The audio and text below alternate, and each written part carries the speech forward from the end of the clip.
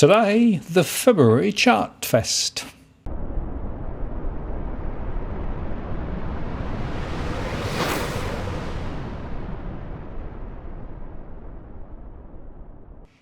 Hello again, it's Martin North from Digital Finance Analytics, one that is post covering finance and prop news with a distinctively Australian flavour. Well, once again, the RBA released their chart pack, this time for early February. Actually, the data is up to the end of January. And I want to go through some of the key messages from those slides, bearing in mind, of course, that this is a set of data that drove the statement on monetary policy and also Philip Lowe's comments this last week. I have to tell you that my interpretation of the data is somewhat different from the official version the RBA put out. But hey, let's look at the underlying information and you can make your own calls. So we start with GDP growth. And this is the world picture, which shows very clearly that growth has dropped back recently. And of course, no surprise there, the IMF actually down forecast growth quite recently. Interestingly, the story for China and India in terms of GDP growth is also down, although India less so than China. In the advanced economies, growth has dropped back consistently, whether you look at Japan, the Eurozone, or even the US. And in East Asia, the story is slightly different, depending on which country you look at. Turning to inflation, in the advanced economies, inflation is booming with the US and the Eurozone leading the way compared with Japan, whereas inflation in China and India is much less coherent in terms of direction. In terms of the labour markets in advanced economies, unemployment is falling in most of the advanced economies. Wages growth is also on the rise, but there are some variations comparing Japan with the US or the Eurozone. Inflation in East Asia is on the way up, but not perhaps as fast.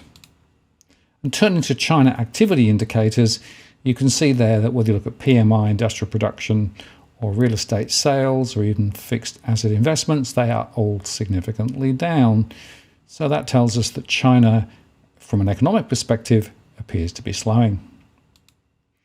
Looking at residential property in China, again, another negative story with the floor space starts falling, the floor space sold falling, and the property price growth going into reverse, as well as broader investment.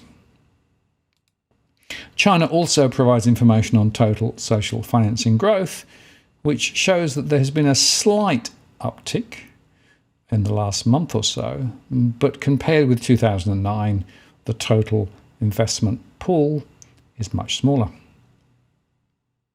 And finally, for this section, gross output for selected products shows a bit of wobbliness, but it's interesting that crude steel and steel products still remains elevated, one reason why the iron ore price remains relatively strong. If we then turn to the Australian story, you can see there that GDP growth has come back. That, of course, is a result of the COVID. And looking at the contributions to GDP growth, the most significant one is continued government investment. And that is a worry insofar that, of course, that means that taxpayers' money is being used to support the economy. This is up to September 2021. Be interesting to see how that looks after the next reporting period. In terms of imports, that's down, exports a little up, and the dwelling investment is still there as well, so that's part of GDP growth, and consumption is below 1% contribution. If we look at mining activity, you can see that the mining and resource sector is still there, but nothing like it was back in 2013. And the non-mining sector has come back a little, but is still in positive territory. And looking at the states, we can see considerable variations, although pretty much across the board, particularly those affected by COVID, the final demand has dropped back. Turning to the inflation story, while consumer price inflation is clearly very extended now, and if you look at the measure of underlying inflation, the trimmed mean, for example, or the weighted mean, they're also up.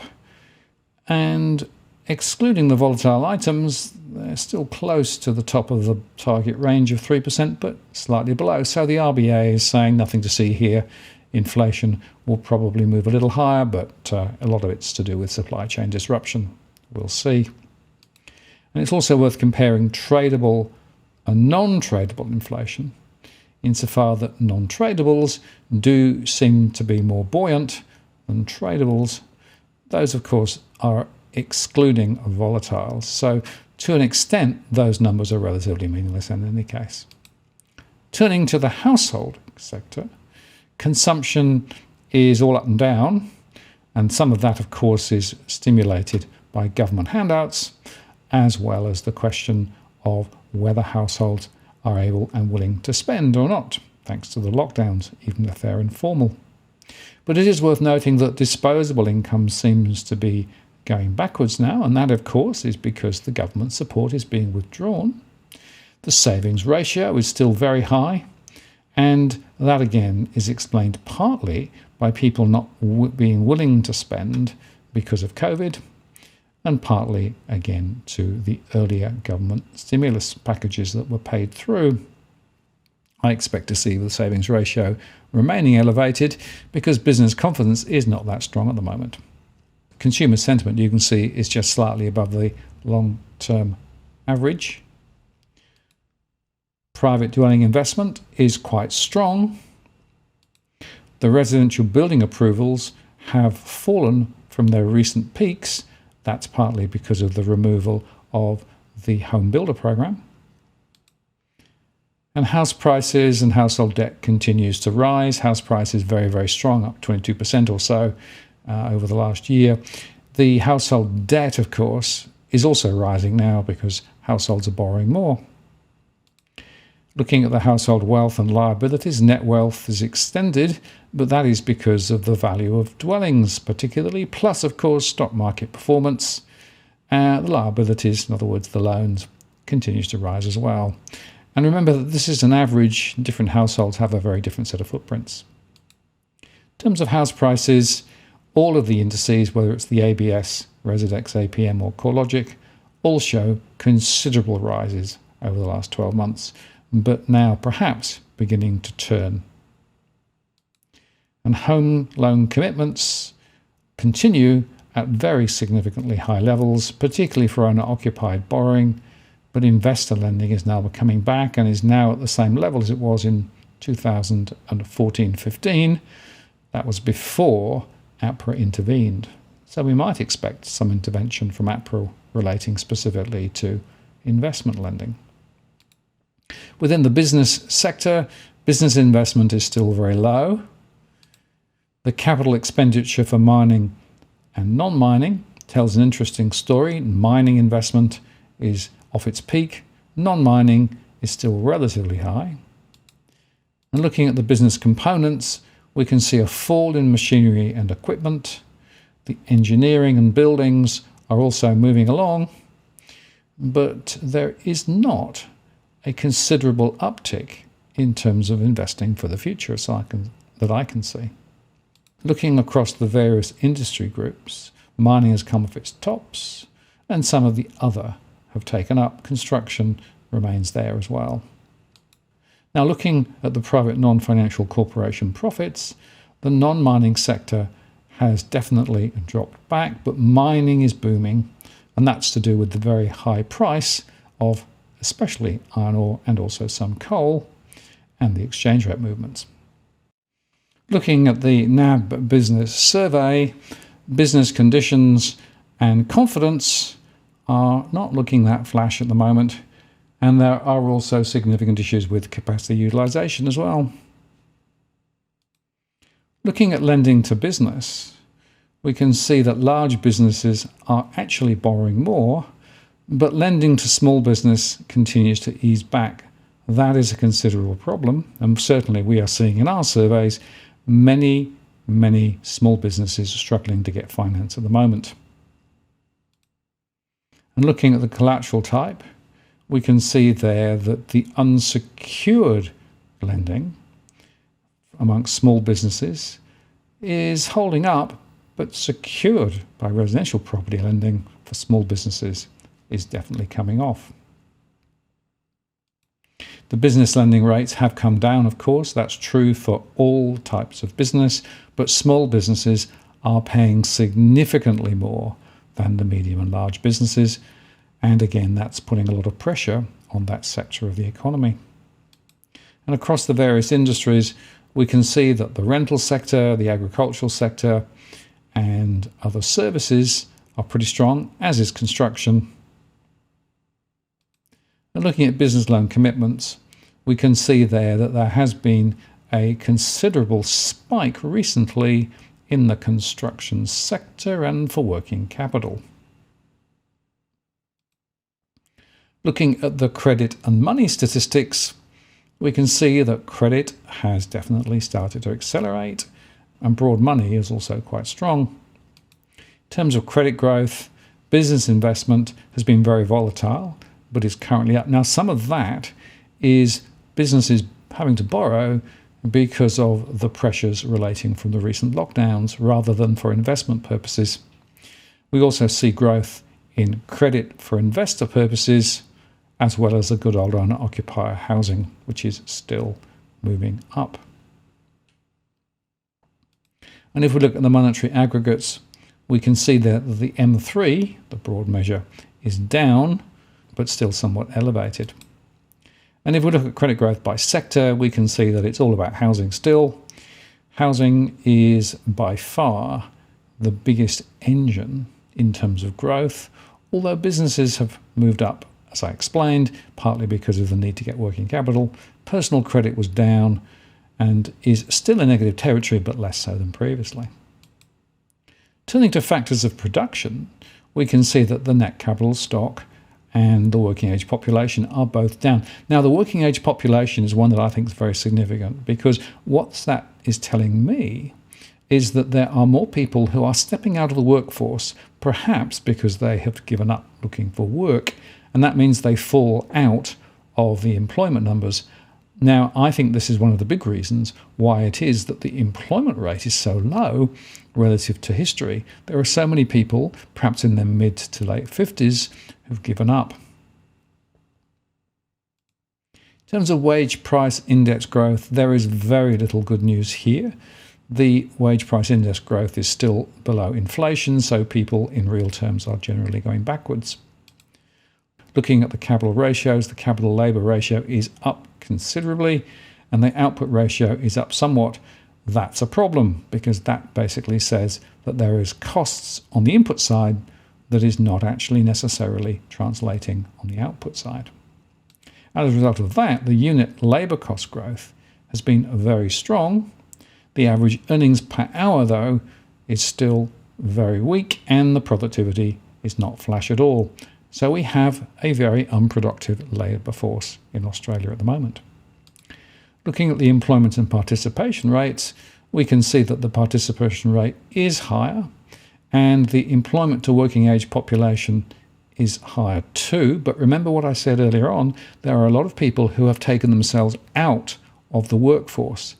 They are not counting any of the numbers. That's why the numbers are so low. Looking at the hours worked statistics and employment, you can see that they are considerably higher than previously. The average hours worked is a little stronger, but it's very volatile. The underutilisation rate is somewhat down as well, and the unemployment rate too. Again, though, lots of people are not necessarily getting the work that they want at the rate that they want, and there are lots of part-time people working multiple jobs. In terms of job vacancies and advertisements, that is extremely strong, stronger than it was back in 2009. And that would suggest that there are many businesses seeking people to work for them who can't fill the jobs. If we turn to the regions and industries, the state share of output shows that New South Wales and Victoria and Queensland have all deteriorated recently in nominal terms, whereas in WA there's been quite an uptick. In fact, if you look carefully, WA is the exception to the rule. All states other than WA are going backwards. And looking at the state unemployment numbers, there are some variations across the states. Those with significant COVID is tending to have higher unemployment rates, but the rate in WA is significantly down. And looking at by industry, you can see there that other business services, which includes information, media, telecommunications, rental, hiring, real estate services, professional, scientific and technical services, administration and support services, so a big bucket, is up, whereas retail trade and even agriculture are considerably down. So this is not good structurally for the economy, because what it suggests to me is that a lot of people are working in the services sector, and that includes the real estate sector. The question is that productive activity? And if we look at employment growth by industry, we can see there that household services and business services are the two significant growth areas. Now, the point to make here is that those types of services are not actually creating more value. They are moving money around in the economy, but they're not actually productive in an economic sense. One reason why the economy is ill-balanced at the moment. If we look at the government, the Australian government budget is still in deficit relative to nominal GDP. And the state budgets are very, very negative, again in nominal GDP terms. The states are borrowing big, and the Australian government is also borrowing big too. If we look at the construction from the public sector, that's pretty strong, particularly building and engineering. Not quite as high as it was in 2009. That of course, was the stimulus that was put in post the global financial crisis. And there's also been a considerable spike in taxation revenue growth, although it has come back a bit now. And I'd make the point that working capital and paying taxes is a big question for many small businesses at the moment. Turning to commodity prices, the RBA index of commodity prices is very high. Oil and LNG prices have shot through the roof. That's showing both the Brent and also the Japan and Korean LNG spot. And bulk commodity prices, particularly iron ore, thermal coal and coking coal, are up, although there have been a number of considerable movements. And of course, recently iron ore came back considerably, but then moved forward again. The coking coal and the thermal coal, though, remains relatively strong. As a result of that, the terms of trade are pretty strong at the moment, up at around a 120 again, which is where they were in the last decade. And that is another high note. And the last time we saw that was back in the 1950s and 60s. If we look at the balance of payments, you can see there that the resources sector is driving quite hard still, but the services sector is way off. Not surprising. Of course, that would include things like education. The rural sector is down and manufacturing is down. So the conclusion here is that the resources sector is definitely supporting the economy at the moment. And you can see that in terms of resources exports, where the iron ore, the coal and the LNG is all looking pretty strong. In terms of import volumes, consumption is somewhat weaker. The services sector and also intermediate as well as capital all look a bit wobbly. Interestingly, of course, capital is moving a little stronger now. It'll be interesting to see where that moves to later on. By destination, China has well over 35% of all of our exports, and of course a lot of that is resource-led. Japan, South Korea, and the others are all significantly down. The current account balance shows that the trade balance is strong, with income and current account balances all looking reasonable, but I note here the little downtick. That's a bit of a concern. Looking at net capital inflow, it's actually negative at the moment. And net foreign liabilities have come back a little bit, looking both short-term debt, equity, and long-term debt. And that is partly because of the local funding that's available at cheap prices at the moment, thanks to the RBA's policy.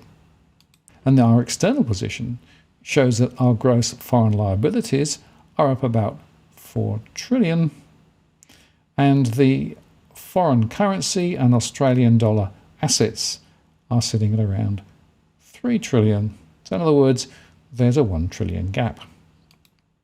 If we look at the central bank balance sheet, you can see there that the central bank is still increasing the size of its balance sheet. So all their talk about easing back, etc., has not yet translated to any change of trajectory in terms of bank assets.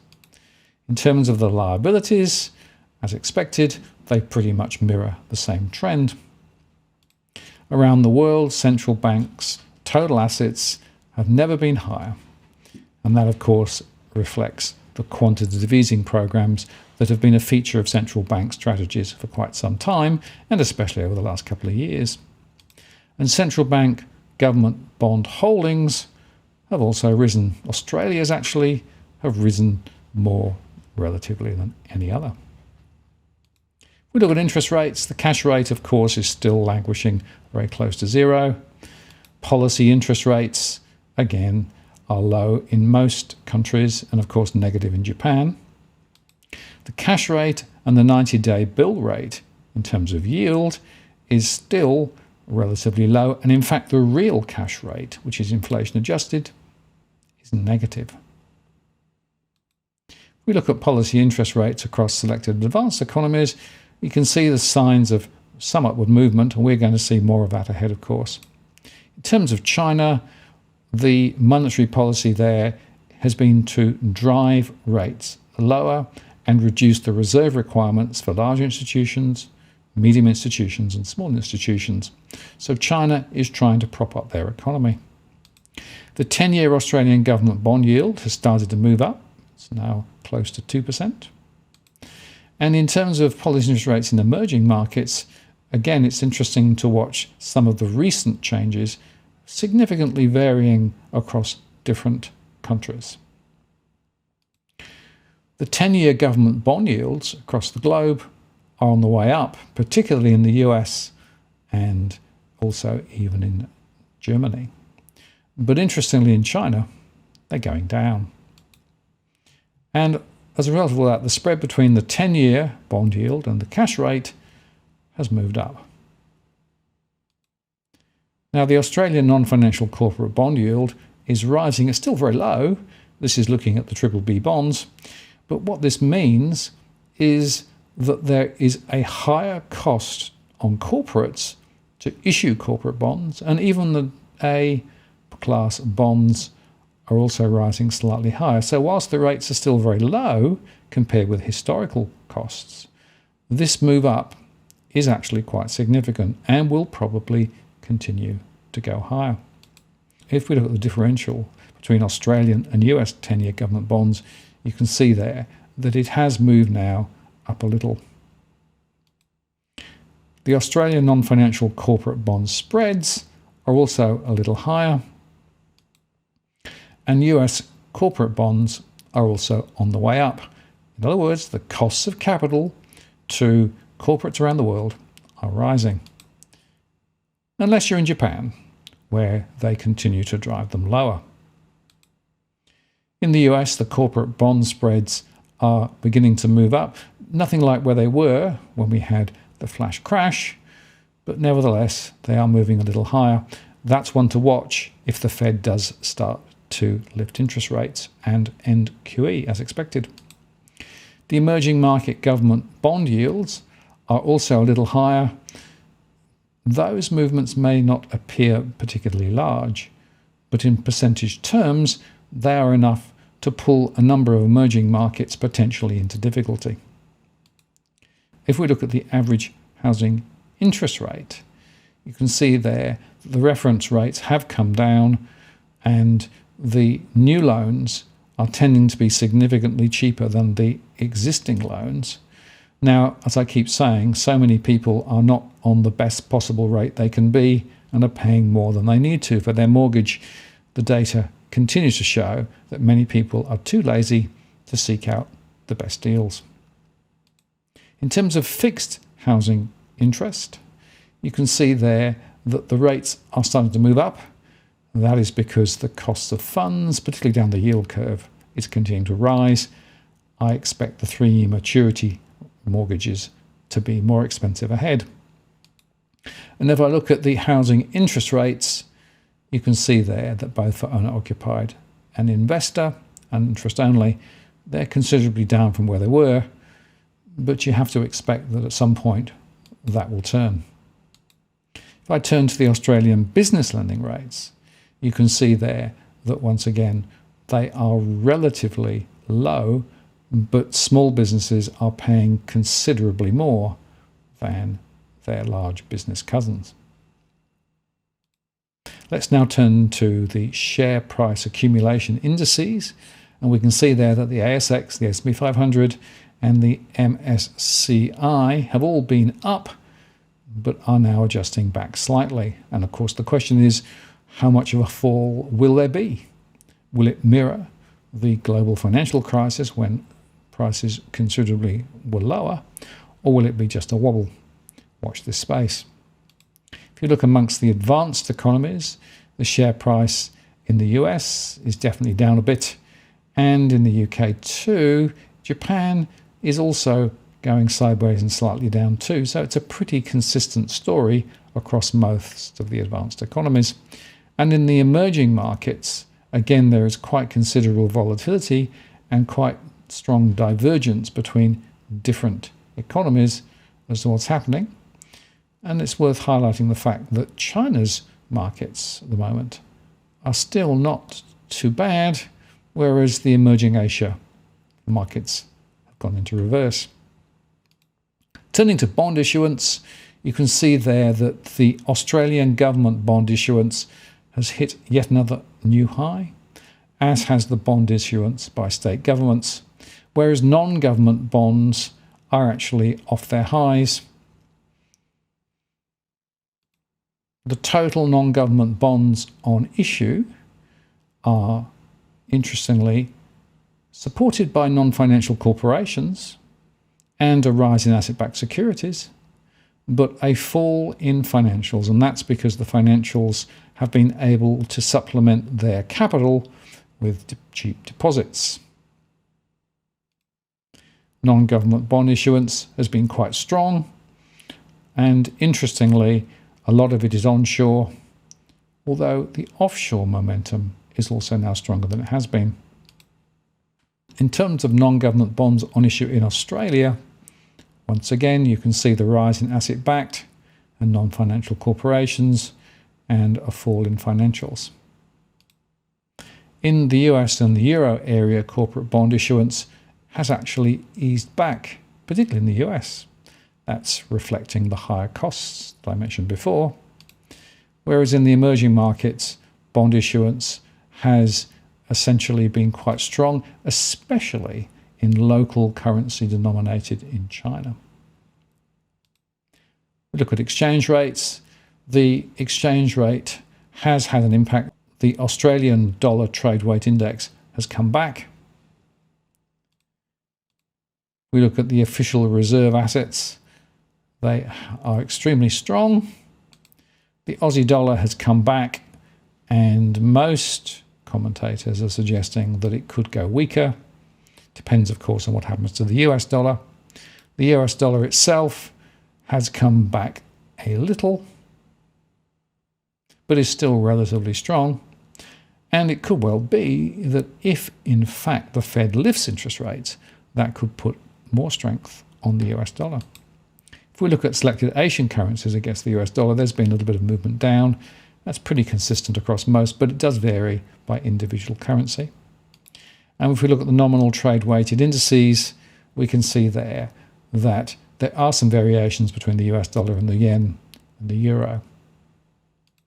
And finally, the Chinese renminbi has moved up relative to some of the other currencies there. Finally, let's look at the banking indicators. Australian bank profits have been quite strong. A lot of that is because of the fact that they have written down some of the bad and doubtful debts that they made provision for earlier. Actually, overall profitability is not very flash. That's true of the majors and Australian-owned banks elsewhere. It's still around 10%, so the return of equity is not bad. It's still quite strong in relative international terms. But if you go back a few years, we were seeing 15% to 20% ROE. It's now closer to 10. I think we're going to see that drop further. The net interest margins amongst the major banks continues to drop, seen at around 2%, and that's partly because of margin pressure on the lending side, because of their competitive nature when trying to make home loans, offset by having to pay slightly more for deposits. The non-performing assets of the banks is considerably down from where it was, and interestingly, we expect that to continue, although within the portfolios, the SME sector does look a bit wobbly, and so banks with significant exposure to the SME sector may have issues ahead.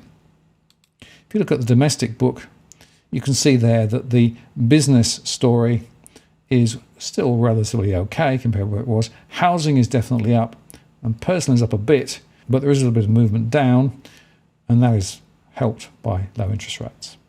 In terms of the capital ratios, the banks have considerable Tier 1 and CET1 ratio capital. The credit unions and building societies are also well capitalised. But the point I'd make is that some of the Tier 2 stuff amongst the big banks is a little bit suspect in my view. So the capital position of the banks is probably less strong than the headline would suggest. And if we finally look at the funding composition of banks in Australia, we can see there that domestic deposits are now funding 60% of the bank book. If you go back to 2009, it was below 50%. As a result of that, short-term debt was down, although it's picked up slightly. The long-term debt is, of course, down. And the term funding facility, which was the very considerable support that the RBA provided to many of our banks, sits there on their balance sheet. They will at some point have to pay that down over the next couple of years. That will put more pressure on the banks in terms of their funding. So if we stand back and think about all of the elements, there are 3 points I want to make. Firstly, the trade situation for Australia is all built around resources at the moment. It's very narrow, whereas other activities, particularly services, is still way off. Tourism and education sectors need to come back, hence the pressure to open the borders. Secondly, I want to highlight the contrast between the small businesses and the larger businesses in terms of what's going on. I see that in my surveys. Small businesses remain under considerable pressure, and the unofficial lockdowns are having a pretty dramatic effect on some businesses in some parts of the country. Western Australia is still doing quite well thanks to its resources base, but I have to say the economy over there looks quite narrow.